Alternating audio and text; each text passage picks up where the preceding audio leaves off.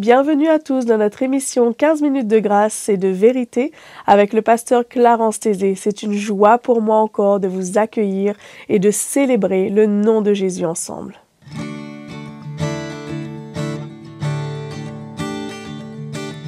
Je viens devant toi, Seigneur. Aujourd'hui, je ne désire qu'une seule chose, te dire merci, te dire merci pour ce que tu m'as donné, pour tous les bienfaits que je ne vois pas, te dire merci, te dire merci, avec mes louanges de reconnaissance et mes mains levées, je te bénirai, te dire merci, oui je veux te dire merci,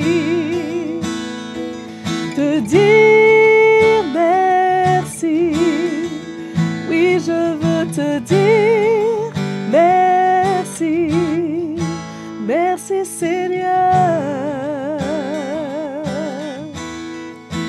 merci Seigneur.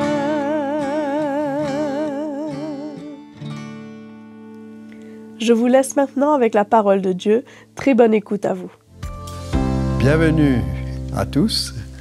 C'est un plaisir pour moi de vous accueillir dans cet épisode de 15 minutes de grâce et de vérité.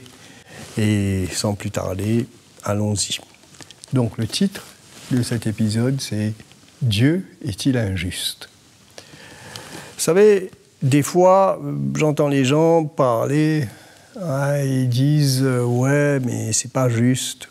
Pourquoi celui-là, il est comme ça? Pourquoi celle-là, elle est de cette manière? Est-ce que Dieu fait du favoritisme ?» Premièrement, moi je veux dire, qui sommes-nous pour essayer de juger Dieu? C'est Dieu lui-même. Où serions-nous si le Seigneur, si Dieu ne nous avait pas choisis, mis à part pour lui? La parole de Dieu nous dit que ceux qu'il a connus d'avance, il les a aussi destinés à être semblables à l'image de son Fils. Ceux qu'il a connus d'avance, il les a aussi appelés.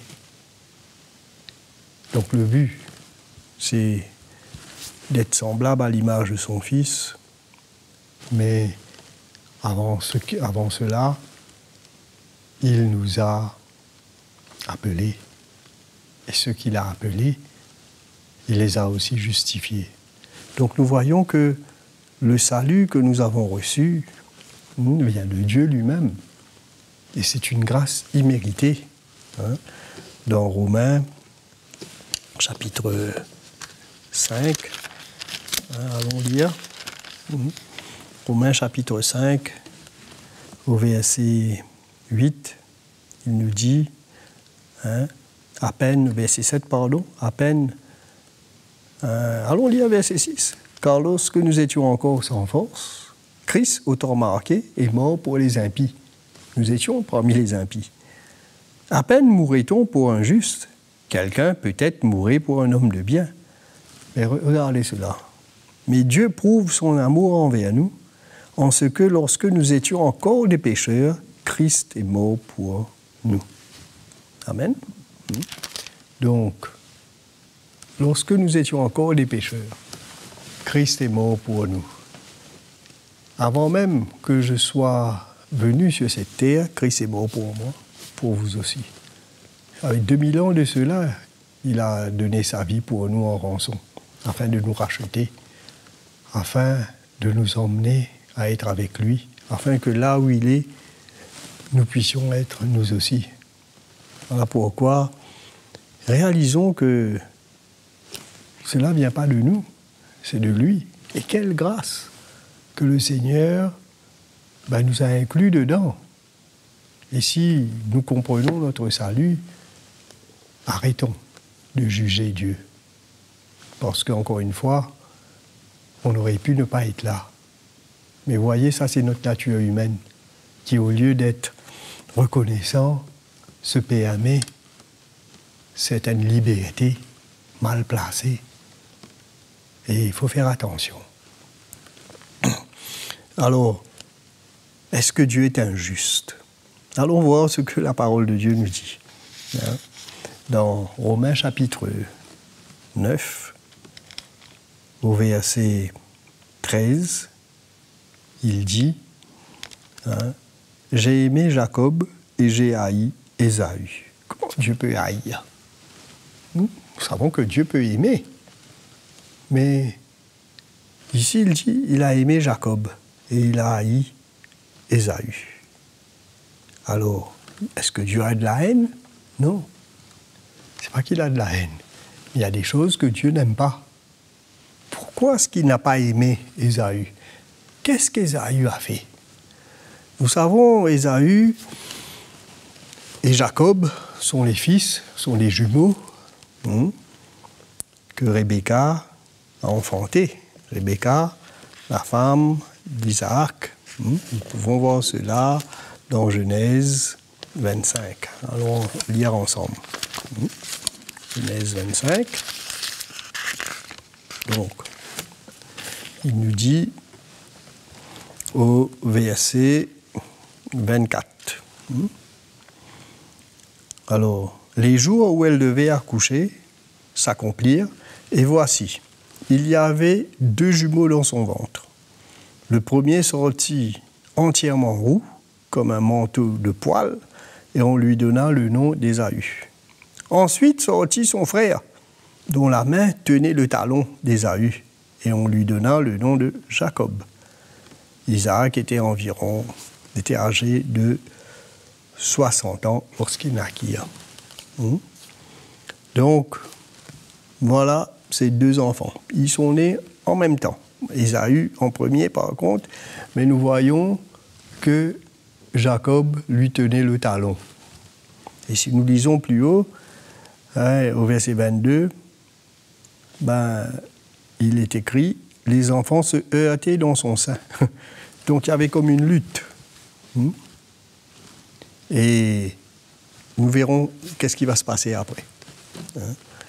Donc nous pouvons voir que, au verset 27, les enfants grandirent, Ésaü devient un habile chasseur, un homme des champs, mais Jacob fut un homme tranquille, n'aimait pas trop l'action, et qui restait sous les tentes. Isaac aimait Ésaü parce qu'il mangeait du gibier, et Rebecca aimait Jacob. Donc les enfants ont grandi. Ésaü est devenu un habile chasseur. Lui, il était dans les champs, il parcourait les champs, il allait, il chassait. Donc, comme je viens de dire, un homme d'action. Mais Jacob, lui, il restait tranquille et sous les tentes. Et nous savons nous-mêmes que dans ce qui va se passer, finalement, c'est Jacob qui va être choisi. Pourquoi? Parce que, allons lire ensemble, au verset 31, un jour, voilà, Ésaü dit à Jacob, « Laisse-moi, je te prie, manger de ce roux et ce roux-là, car je suis fatigué. » Il est fatigué. Et il vient, on nous parle d'un plat de lentilles, ici c'est écrit le roux. Et Jacob dit, « Vends-moi aujourd'hui ton droit d'aînesse. » Mais regardez la réponse d'Ésaü. Ésaü dit, « Voici, je m'en vais mourir. À quoi me sert ce droit d'aînesse? » Et Jacob dit, « Jure-le-moi d'abord. » Il le lui jura et vendit son droit d'aînesse. Alors Jacob donna à Ésaü du pain et du potage de lentilles. Il mangea et but, puis se leva et s'en alla. C'est ainsi qu'Ésaü, voilà ce qui est écrit, méprisa son droit d'aînesse. Voyez? on peut dire, mais attends, pourquoi est-ce que Dieu n'a pas aimé Ésaü? Première chose que nous voyons, Ésaü, il a méprisé son appel en tant qu'aîné. Il n'a pas pris cela en considération. Hein? Et pour lui, le droit d'aînesse passait après son ventre. Et nous allons voir autre chose. Dans Genèse 26, au verset 34, regardez ce qui va se passer. Ésaü, âgé de 40 ans, prit pour femme Judith, fille de Béri, le Héthien, et Basmath, fille d'Élon, le Héthien. Il prit 2 femmes. Son frère n'a rien pris encore. Lui, voilà. Maintenant, il va prendre 2 femmes. Pas une, 2. Elles furent un sujet d'amertume pour le cœur d'Isaac et de Rebecca. Mes amis, vous qui m'écoutez, qu'est-ce que Dieu a dit à Abraham de sortir de là où il était et d'aller, de parcourir tout le pays qu'il lui donnera. Et nous voyons nous-mêmes comment Abraham, quand il s'agissait d'aller trouver une épouse pour son fils, n'a pas voulu prendre des filles dans le pays. Et justement là où Ésaü a pris ces femmes-là. Mais il a envoyé son serviteur dans sa patrie là-bas, au moins les gens qu'il connaît. Il y avait une raison. Mais regardez ce qui s'est passé. Elles furent un sujet d'amertume pour le cœur d'Isaac et de Rebecca. C'est comme si ses parents disaient, attends, pour eux, ils ne savaient pas qu'il avait méprisé son droit d'aînesse là. Mais c'est quoi sa vie? Il va vers les païens. Il préfère aller faire alliance avec les païens, avec leur mode de vie. Et ce n'est pas tout. Par la suite, nous allons voir encore Genèse 27, quand finalement Isaac va bénir Jacob suite à un subterfuge. Et finalement, c'est Jacob qui va hériter du droit d'aînesse. Allez lire, vous allez voir. Ésaü est en colère, et là, il va vouloir tuer son frère, mais sa mère, qui entend cela, va l'encourager à partir. Et Rebecca va dire à Isaac, « Je suis dégoûté de la vie à cause des filles de Heth. Si Jacob prend une femme comme celle-ci parmi les filles de Heth, parmi les filles du pays, à quoi me sert la vie ?» Isaac appela Jacob, le bénit, et lui donna cet ordre. Il lui donne un ordre. « Tu ne prendras pas de femme parmi les filles de Canaan. Lève-toi, va à Padan Aram, à la maison de Bethuel, père de ta mère, et prends-y une femme d'entre les filles de Laban, frère de ta mère. Que le Dieu Tout-Puissant te bénisse, te rende fécond et te multiplie, afin que tu deviennes une multitude de peuples. » Voilà, il lui donne la bénédiction d'Abraham. Et Isaac part. Et regardez Ésaü. Ésaü, vu qu'Isaac avait béni Jacob et qu'il l'avait envoyé à Padan Aram pour prendre une femme, et qu'en le bénissant, il lui avait donné cet ordre, « Tu ne prendras pas une femme parmi les filles de Canaan », il vit que Jacob avait obéi à son père et à sa mère et qu'il était parti pour Padan Aram. Ésaü comprit que les filles de Canaan déplaisaient à Isaac, son père, et Ésaü s'en alla vers Ismaël. Il prit pour femme, outre les femmes qu'il avait, Mahalat, fille d'Ismaël, fille d'Abraham, et sœur de Nébaj. Vous voyez? Voilà, il va prendre encore une. Donc, qu'est-ce qu'on peut conclure dans tout cela? On peut conclure qu'il a été profane, immoral, et finalement, sa vie. Son cœur était loin. Voilà pourquoi Dieu a aimé Jacob, qui lui poursuivait le plan et la vision qu'il avait donné à Abraham. Et Ésaü, malgré qu'il était l'aîné, ben lui, il a méprisé cela.